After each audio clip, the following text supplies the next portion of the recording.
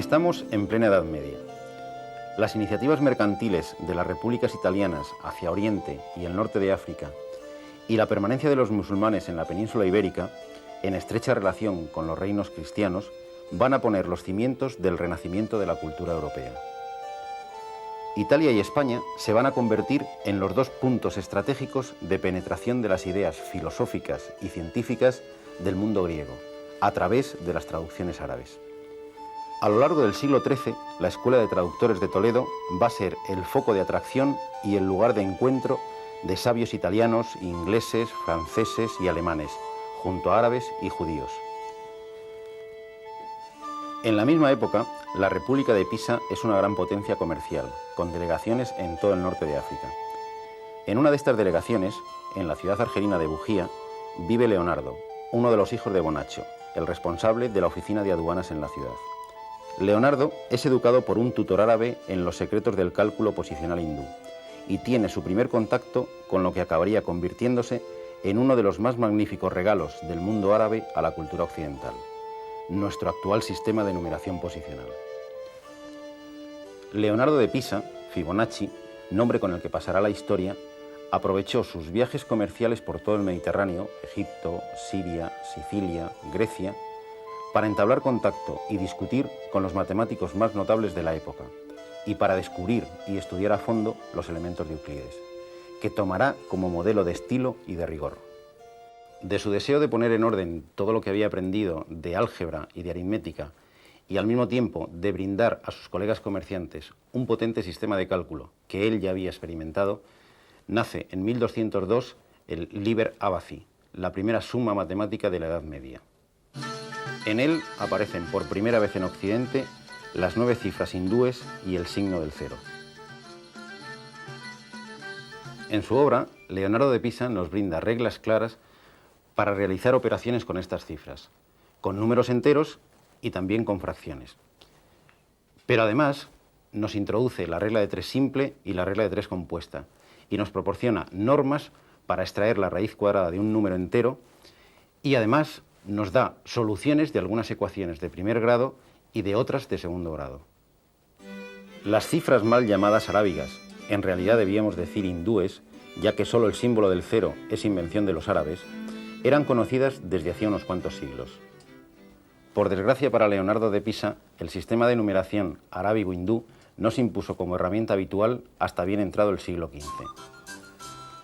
Mientras el mundo occidental seguía utilizando los números romanos, aunque contaban con una interesante calculadora manual, no tan sofisticada como las nuestras, el ábaco, el mundo musulmán, sobre todo el occidental, en España y el norte de África, se hizo experto en el cálculo sobre arena, que no exigía ninguna tecnología especial. De hecho, la grafía de nuestras cifras actuales proviene de las cifras gobar, palabra que significa polvo, utilizada solo por los árabes de Occidente, y que hace referencia al polvo fino que los calculadores esparcían para poder trazar las cifras con un punzón y efectuar sus operaciones.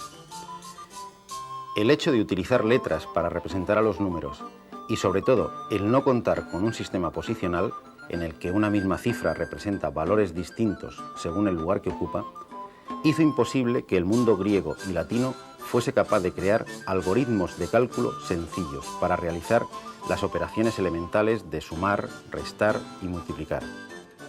Si no se lo creen, intenten multiplicar estos dos números, 325 por 123, utilizando el sistema de numeración romano.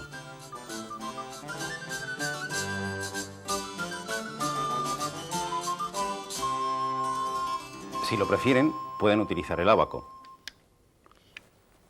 Pero incluso así, el proceso sería demasiado lento.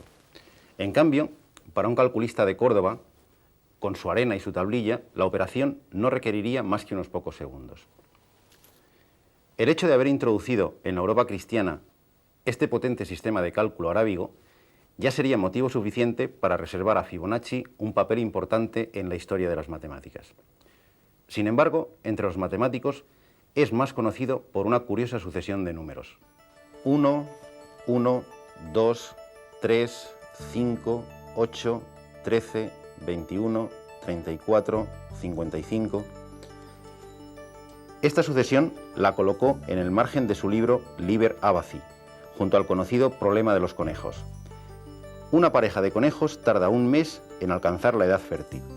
A partir de este momento, cada mes engendra una pareja de conejos, que a su vez, tras ser fértiles, engendrarán cada mes otra pareja de conejos. ¿Cuántos conejos habrá al cabo de un determinado número de meses? Podemos comprobar que el número de parejas a lo largo de los meses coincide con los términos de la sucesión.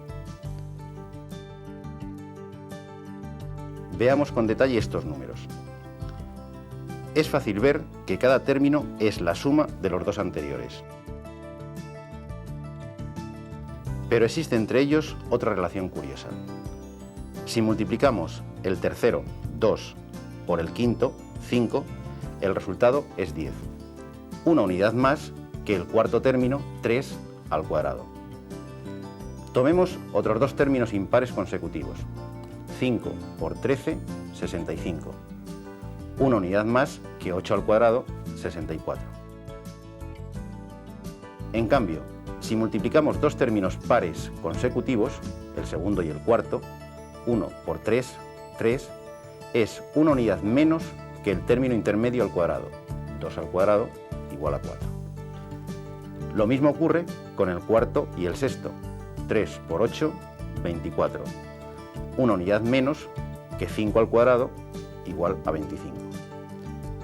En cualquier caso, siempre que tomemos tres términos consecutivos, el cuadrado del central se diferencia en una unidad del producto de los extremos.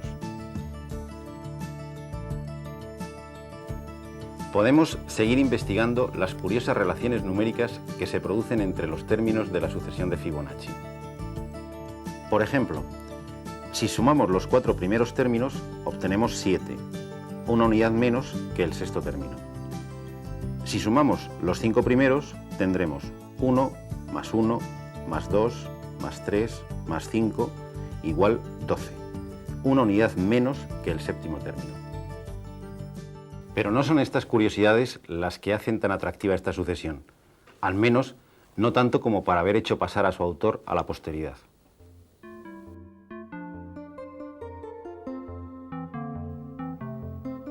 Empecemos con esta piña. Sus piñones se están formando espirales que giran alrededor de un punto, unas en un sentido y otras en sentido contrario. Contemos las que hay en cada uno de los sentidos. 1, 2, 3, 4, 5, 6, 7 y 8 en este sentido. Y en sentido contrario, 1, 2, 3, 4, 5, 6, 7, 8, 9, 10, 11, 12 y 13. Vaya, dos términos consecutivos de la sucesión de Fibonacci. Lo mismo ocurre con esta otra piña. Tiene 1, 2, 3, 4, 5 espirales en un sentido y 1, 2, 3, 4, 5, 6, 7 y 8 en sentido contrario. En el girasol, las pipas también están dispuestas formando espirales. Aquí es más complicado contarlas, pero les sugiero que cuando caiga uno en sus manos se armen de paciencia y se llevarán la agradable sorpresa de encontrarse, no importa el girasol que sea, con dos términos de la sucesión de Fibonacci. Los más pequeños tienen 34 espirales en un sentido y 55 en otro. Los medianos, 55 y 89. E incluso los agricultores expertos afirman que los girasoles de mayor rendimiento son los que tienen exactamente 89 y 144 espirales. Las margaritas suelen tener 21 espirales destrógiras y 34 levógiras, dos términos también de la sucesión de Fibonacci. Estamos en el invernadero del Jardín Botánico de Madrid. Aquí podremos comprobar que las plantas distribuyen sus ramas y sus hojas de tal manera que cada una de ellas recibe el máximo de luz. Vamos a comprobarlo de una manera especial con esta planta. Esta planta es un tronco de Brasil. Marcamos una de sus hojas y vamos a contar hasta que nos encontremos una que esté justo encima de la vertical de esta hoja. 1, 2, 3, 4, 5, 6, 7, 8, 9, 10, 11, 12, 13. Esta está justo en la misma vertical que la primera. Hemos dado alrededor del tallo exactamente 5 vueltas. Por eso decimos que esta planta tiene un crecimiento de relación 5-13. Estos dos números, sorprendentemente, son dos números de la sucesión de Fibonacci. Y esto ocurre con la mayoría de las plantas. Parece que cuando la naturaleza tiene que planificar un crecimiento, lo hace basándose en los números de Fibonacci.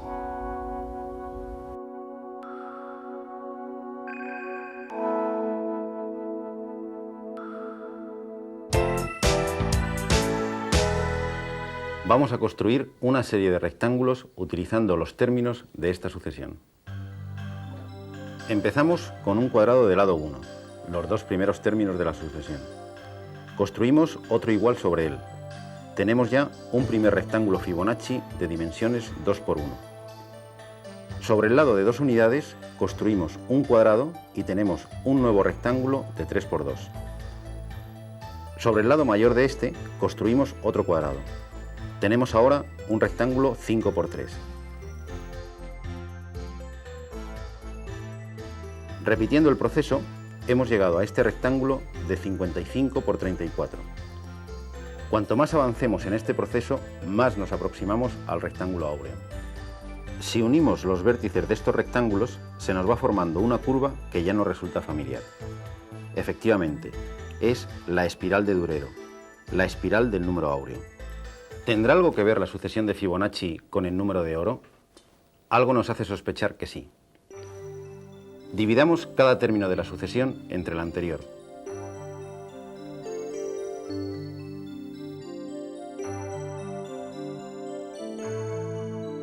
Efectivamente, nos van apareciendo unos resultados que cada vez se aproximan más a nuestro viejo conocido, el número áureo.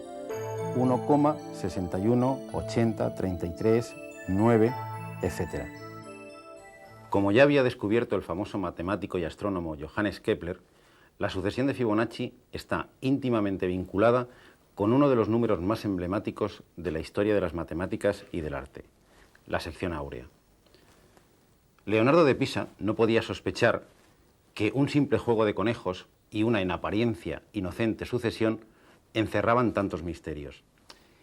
Y lo que no podía sospechar ni nosotros explicar es por qué los genes de tantos animales y de tantas plantas prefieren manifestarse a través de unos números muy concretos, los números de Fibonacci.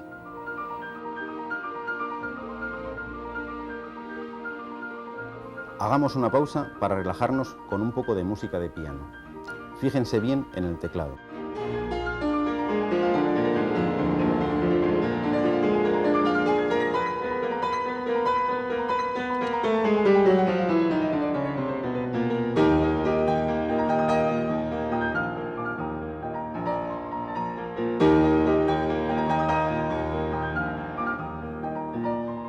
Estas teclas son una octava. Vamos a contarlas. En total, 13 teclas. 2 negras aquí, otras 3 negras un poco más allá. En total, 5 teclas negras y 8 blancas. Vaya, 2, 3, 5, 8, 13. También en la música. ¿Quién nos lo iba a decir? Veamos estos otros números. 1, 3, 4, 7, 11, 18, 29, 47, 76... Efectivamente, como ya han podido descubrir, cada término es la suma de los dos anteriores. Es otra sucesión de Fibonacci. Si dividimos cada término entre el anterior, nos iremos acercando al número de oro. Dividimos el sexto entre el quinto. 18 dividido entre 11, 1,636. Parece que se aproxima. Probemos un poco más adelante. 76 dividido entre 47, 1,617. Menos de una milésima de diferencia con el número de oro. Es decir, cualquier sucesión de Fibonacci combina las propiedades de la suma, aditivas, con las del producto, multiplicativas. Quizá por eso se ajusta también a todos los fenómenos que combinan el crecimiento continuo con el discreto. No es de extrañar entonces que la naturaleza haya adoptado para contar los números de esta sucesión.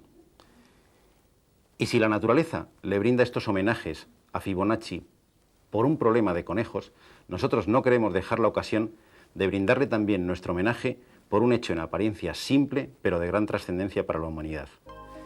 Fibonacci nos ha proporcionado una herramienta muy potente para hacer cálculos complejos con la mínima tecnología: un bolígrafo y una hoja de papel. Hacemos nuestras las palabras de Antonio de Mazinchi: «Oh Leonardo de Pisa, cuán sabio fuiste introduciendo en Italia la luz de la práctica aritmética».